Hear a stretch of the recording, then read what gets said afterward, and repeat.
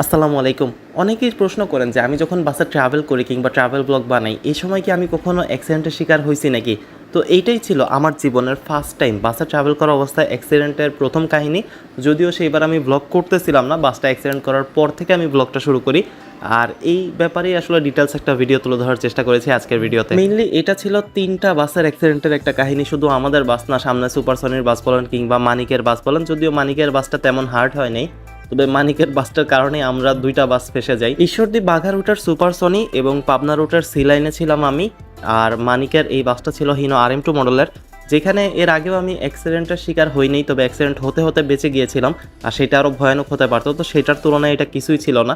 মানে এটা এরকম একটা অ্যাক্সিডেন্ট ছিল যে এটা যাত্রীদের কোনো ভয় ছিল না। মানে আমরা দেখতেছি ধীরে ধীরে যে বাসটা ব্রেক করতেছে, তবেও যায় কাঁচে লাগে আর কাঁচটা টুস করে ভেঙে সামনে পড়ে যায়। মানিকের এই বাসটা হচ্ছে একটা মাছ দেখতে পায় রাস্তায়, আর সেই মাছটা তোলার জন্য হচ্ছে তারা ব্রেক করে।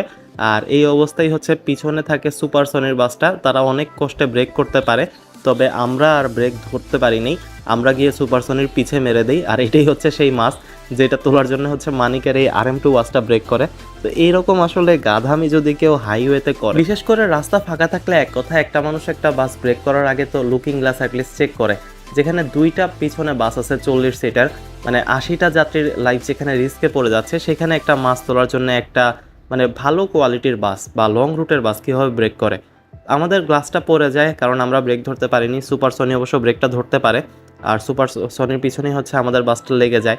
তো সামনের গ্লাসটা অনেক খারাপভাবে ভাঙছে, দেখে মনে হচ্ছে কি না কি হয়েছে, তবে আসলে সেই রকম ভয়ঙ্কর কোনো অ্যাক্সিডেন্ট ছিল না। আমি ফার্স্ট সিটেই ছিলাম, আমি দেখতেছিলাম যে আস্তে আস্তে করে যায় বাসটা, হালকা করে লাগে আর গ্লাসটা পড়ে যায়। তো ওই রকম ভয়ঙ্কর ছিল না, তবে এইটাই অ্যাক্সিডেন্ট ছিল। আর এই ইনসিডেন্টটা অনেক আগের। ভিডিওটা এখন আপলোড করতেছি কারণ এই কমেন্টটা আমার প্রায়ই আসতেছে যে ভাই আপনি কোনোদিন ট্রাভেল করা অবস্থায় অ্যাক্সিডেন্ট করছেন নাকি। তো সেইটারই হচ্ছে একটা ফুল ফর্ম আপনাদের তুলে ধরার চেষ্টা করতেছি। অ্যাক্সিডেন্টের পরে অবশ্য কেউই দাঁড়ায়নি, কারণ ঈদের মৌসুম ছিল, কেউই চাচ্ছিল না যে কেস কাচারি হোক, নিজেদের ভিতরে ঝামেলা মিটায় দেওয়া যাবে। সবগুলোই হচ্ছে ঢাকার গাবতলীর বাস, তো গাবতলী যায় বাকিটা দেখা যাবে। এখন যে যার মতো ছেড়ে যাচ্ছে হাইওয়ে পুলিশ আসার আগেই। মানিকের এই বাসটাতে হুন্দাই শেপ দেওয়া হলো। এইটা মূলত একটা হিনো RM2 মডেলের বাস। এখানে আপনারা কিছু কাজ দেখতে পারতেছেন, রাবারটাও এখানে আছে গ্লাসের সাথে, যেটা ছিল সেটা রাস্তার থেকে কুড়াই আমরা এখন যাচ্ছি। এইটা আমার সিট ছিল। তো আমি ওই দিন আসলে মানে পোকে উঠছিলাম কড্ডা থেকে, ওইভাবে আসলে আমার ব্লগ করার কোনো ইন্টেনশন ছিল না। তবে অ্যাক্সিডেন্টটা যখন দেখলাম তখন ভাবলাম যে আচ্ছা একটা ব্লগ করি, কারণ কাচ ছাড়া মানে সামনের গ্লাস ছাড়া বাসে এটা হচ্ছে আমার ফার্স্ট ট্রাভেল। সেতুর উপর দিয়ে যতক্ষণ যাচ্ছিলাম এরকমই মনে হইতেছিল যে আমি লঞ্চের ছাদে বসে আছি, কারণ বাতাস অনেক বেশি ছিল। যারা সামনের দিকের যাত্রী ছিল সবাই হচ্ছে পিছনে চলে যায়, বাতাস ধুলাবালি এই কারণে। সামনে কোনো গ্লাস না থাকায় সবকিছু একদম 4K-তে দেখতে পারতেছিলাম, মানে ন্যাচারাল সিন অনেক সুন্দর লাগতেছিল। যদিও হচ্ছে আমাদের বাসটা খুবই আস্তে চলতেছে, সবগুলো বাসই আমাদের ওভারটেক দিয়ে যাচ্ছে। আর আস্তে চলা ছাড়া আমাদের কাছে আসলে কোনো ওয়েও নাই, কারণ সামনে থেকে যে পরিমাণ বাতাস আর ধুলাবালি আসতেছে, তার ভিতরে বাসটা যে এরকম একটা স্পিডে চলতে পারতেছে এই অনেক বেশি।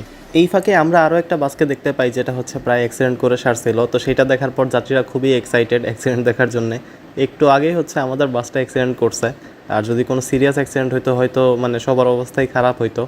তবে মানুষজন আসলে অন্যের বিপদ দেখে বেশি মজা পায়, সেটাই আসলে আরেকটা প্রমাণ যে সামনে থাকা লোকজন বলতেছে যে লাগছে নাকি, লাগলেই ভালো, লাগলেই ভালো।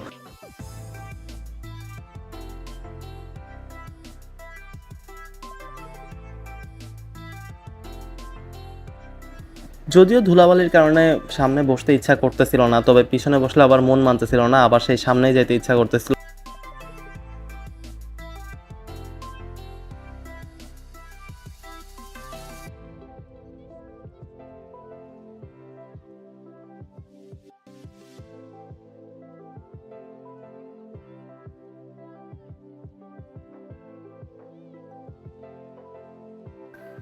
একটু পরেই মানিকের সেই বাসটা আবার আমাদের ওভারটেক করে চলে যায়, যেই বাসটার কারণেই আসলে আমাদের এবং সুপারসনির বাসটা অ্যাক্সিডেন্টের শিকার হয়েছিল। তার একটু সামনে গিয়ে টাঙ্গাইলের কাছে আমরা সুপারসনির বাসটাও দেখি। এই বাসের যে পিছনের গ্লাস যেটা ভাঙা দেখতেছেন, এটা আমাদের বাসের সাথে গুতা লাগিয়েই ভাঙছে, আর এইটার ব্যাকের সাথে গুতা লাগিয়ে হচ্ছে আমাদের বাসের ফ্রন্ট ভাঙছে। তো মানে সিচুয়েশনটা আপনাদের ওইভাবে লাইভ দেখাইতে পারিনি, তবে আই হোপ যে আপনারা ইমাজিন করে নিছেন যে কীরকম ছিল সিচুয়েশনটা। তো ড্রাইভাররা হচ্ছে বারবার কল দিতেছিল যে এই বাস নিয়ে আমরা যাব নাকি, এটা চেঞ্জ করে অন্য বাসে হচ্ছে যাত্রীদের দিয়ে দিবে। সামনে গিয়ে আমরা দেখি যে মানিকের বাসটা বসে পড়ছে, হয়তো কোনো প্রবলেম হয়েছে যার কারণে বসে পড়ছে গাড়িটা। রাস্তার ৩ রাজে একদম পুরোপুরি রাস্তা দখল করে চলতেছে, মানে পাশে দিয়ে যাওয়ার কোনো রাস্তা নেই।